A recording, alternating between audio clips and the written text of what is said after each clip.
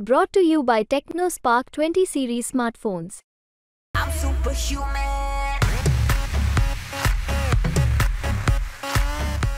लोकसभा निवडणुकीच्या रणधुमाळीत महायुती आणि महाविकास आघाडीकडून निवडून येण्यासाठी साम दाम दंडभेद याचा वापर करून नेते, उमेदवार आणि कार्यकर्ते मैदानात उतरलेत।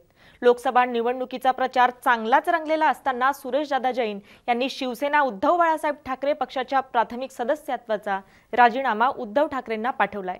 सुरेशदादांच्या या राजीनाम्यामुळे उद्धव ठाकरेंचं गणित बिघडू शकतं का असा प्रश्न उभा ठाकलेला असतानाच सुरेशदादांनी राजीनामा दिल्यानंतर फडणवीसांनी जैन हिल्स येथे केलेला मुक्काम, या दरम्यान देवेंद्र फडणवीस आणि सुरेशदादांची भेट झाल्याची सूत्रांनी दिलेली माहिती, काही दिवसांपूर्वी महायुतीच्या बॅनरवर झळकलेला सुरेशदादांचा फोटो, ही संकेत राजकीय गणित बदलवणारी तर ठरणार नाहीये ना? जाणून घेऊयात या व्हिडिओच्या माध्यमातून। नमस्कार, मी छाया काविरे आणि आपण पाहत आहात मुंबईत। ऐन लोकसभा निवडणुकीच्या धामधुमीत जैन यांनी सक्रिय राजकारणातून घेतलेला संन्यास चर्चेचा विषय ठरलाय।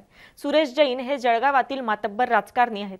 90च्या दशकात पैसेवाला नेता म्हणून सुरेशदादा यांची ओळख होती। त्यांनी त्यांच्या राजकीय कारकिर्दीत प्रत्येक निवडणुकीत वेगळा पक्ष निवडला, म्हणून त्यांचे अनेक वेगवेगळे पक्षांशी संबंध राहिले आहेत। सुरेशदादा सलग 7 वेळा आमदार, 9 वेळा नगराध्यक्ष आणि एकदा ते मंत्री राहिलेत। सुरेशदादा जैन 1974 पासून राजकारणात होते। राजकारणात सक्रिय प्रवेश केल्यानंतर ते जवळपास 34 वर्ष आमदार होते। बाळासाहेब ठाकरे यांनी त्यांना मंत्रिपद दिलं होतं। जैन यांनी सहकार क्षेत्रात एक वेगळाच ठसा उमटवला होता। यामध्ये जिल्हा बँक, दूध विकास, मिनी मंत्रालय, साखर कारखाने अशा विविध क्षेत्रात जिल्ह्याचे विकासाचे विजन, शेतकरी व सामान्य जनतेला केंद्रस्थानी ठेवून त्यांनी काम केलं होतं। सुरेशदादा मंत्री असताना जळगाव घरकुल घोटाळा प्रकरण खूप गाजलं होतं। या घोटाळ्यात त्यांचा 4.5 वर्षे कारागृह आणि 100 कोटी रुपयांचा दंड अशी शिक्षा त्यांना ठोठावण्यात आली होती। कारागृहातून बाहेर आल्यानंतर प्रकृतीच्या कारणास्तव ते सक्रिय राजकारणातून बाहेर पडले। गेल्या काही वर्षापासून ते कोणत्याही राजकीय पक्षासोबत गेले नाही, मोठ्या सार्वजनिक कार्यक्रमांनाही ते गेले नाही। त्यानंतर काही दिवसांपूर्वी महायुतीच्या बॅनरवर सुरेशदादांचा फोटो झळकला होता, त्यामुळे ठाकरे गट आक्रमक झाला होता। सुरेश जैन यांच्या परवानगीशिवाय भाजपकडून फोटो वापरला जात असल्याचा आरोप ठाकरे गटाने यावेळी केला होता। थोडक्यात पाहूयात जळगावातलं बदललेलं समीकरण कसं आहे। भाजपला जळगाव लोकसभा मतदारसंघ बालेकिल्ला असला तरी त्यावेळी त्यांच्यासोबत शिवसेना ठाकरे यांचा पक्ष होता।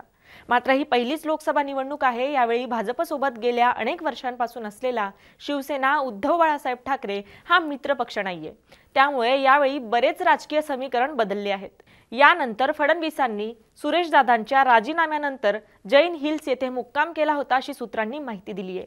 या भेटीदरम्यान सुरेशदादांनी भाजपात प्रवेश करावा किंवा महायुतीच्या उमेदवार स्मिता वाघ यांच्यासाठी प्रचार करण्याच्या चर्चा झाल्याची शक्यता वर्तवली जाते। मात्र या संदर्भात कोणतीही अधिकृत माहिती समोर आलेली नाहीये। शिवसेना उद्धव बाळासाहेब ठाकरे पक्ष पहिल्यांदाच लोकसभा निवडणूक लढवत आहे। शिवसेना फुटीनंतर पक्षाला नवीन चिन्ह मिळाले, त्यामुळे शिवसेना उद्धव बाळासाहेब ठाकरे पक्षाचे उमेदवार करण पाटील यांच्या समोर जनतेपर्यंत हे चिन्ह पोहोचवण्याचं आव्हान आहे। परंतु पवार यांनी सभा घेण्यापेक्षा थेट भेटीवर भर दिला असल्याचं दिसून येतंय। आणखीन एक चर्चा जळगावात जोर धरून आहे। एकेकाळी मुख्यमंत्री पदाच्या शर्यतीत असलेले सुरेशदादा जैन यांना अमराठी असल्यामुळे बाळासाहेब ठाकरे यांनी डावलले होते अशी त्यावेळेस चर्चा होती। त्याचाच राग किंवा वचपा सुरेशदादा काढतील का अशी ही दबक्या आवाजात चर्चा आहे।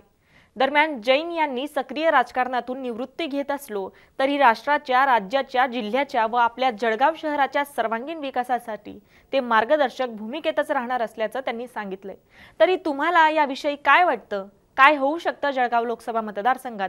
आम्हाला कमेंट करून नक्की कळवा आणि जर आपण मुंबई तकला सबस्क्राइब केलं नसेल तर नक्की सबस्क्राइब करा। धन्यवाद।